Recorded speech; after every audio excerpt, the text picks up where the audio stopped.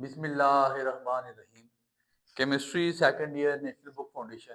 Today we are going to start the concept assessment for second chapter 2.9. concept assessment का नाम है इंतहाई easy सी concept assessment है. Basically theoretical चीजें थी तो मैंने कोशिश की कि बोर्ड पे लिख लूँ और 2 से 3 मिनट में इंशाल्लाह हम लेक्चर को वाइंड अप कर देंगे बिकॉज के बहुत सारा और बाकी काम है, बाकी लेक्चर थे, इसकी वजह से मैं सिर्फ अकेला ही लेक्चर रिकॉर्ड कर रहा हूँ. इंपॉर्टेंट चीज़ थी तो इसलिए मैंने जो थ्योरेटिकल चीज़ें हैं वो मैं बोर्ड पे लिख चुका.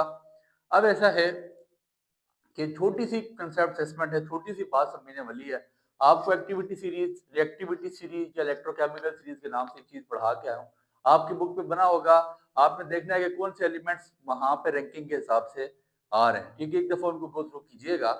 अब ऐसा है, कहते हैं जी कि आपने बताना है कि क्या रिप्लेसमेंट रिएक्शन अगर होता है यहाँ पे, और आपने कंक्लूजन के साथ जो आपने अपना आपने बताना है कि अगर यहाँ पे रिप्लेसमेंट रिएक्शन अगर होता है तो आपने अपनी रिडक्शन देनी है, अपना कंक्लूजन बताना है.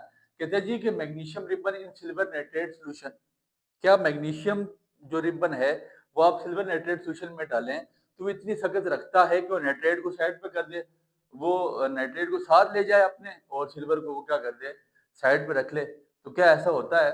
लाइक मैं कहना क्या चाहता हूँ, सर रिएक्शन लिखिएगा, उसको बताइएगा कि अगर मैग्नीशियम को AgNO3 सिल्वर नाइट्रेट के साथ मिलाया जाए, ठीक है जी, AgNO3 इसको बैलेंस करने के लिए यहाँ मुझे 2 डालना पड़ेगा, तो क्या बन जाता है magnesium nitrate MgNO3 whole twice और प्लस Ag आपके पास हो जाता है साइड पे. ठीक है, इसके साथ आपने यहाँ 2 डाल देना है. ठीक है, मैंने इसका रीजन लिख दिया है.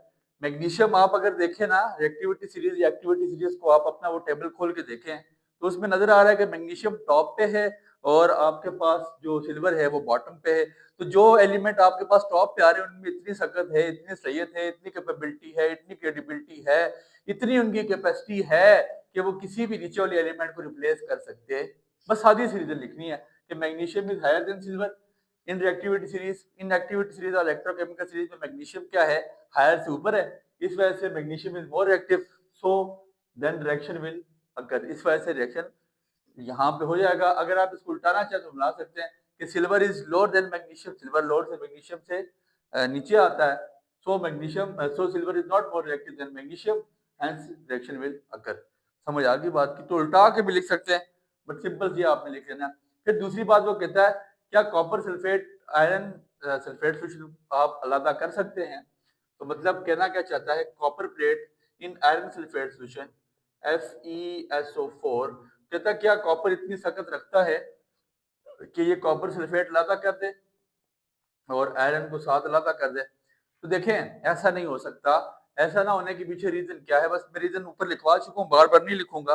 रीजन ये है कि कॉपर आपके पास बॉटम पे आता है और आयरन आपके पास क्या है, आयरन आपके पास हायर है. तो आप लिखिएगा कि कॉपर, बल्कि ये लिखिएगा iron is higher than copper, iron उससे ऊपर है.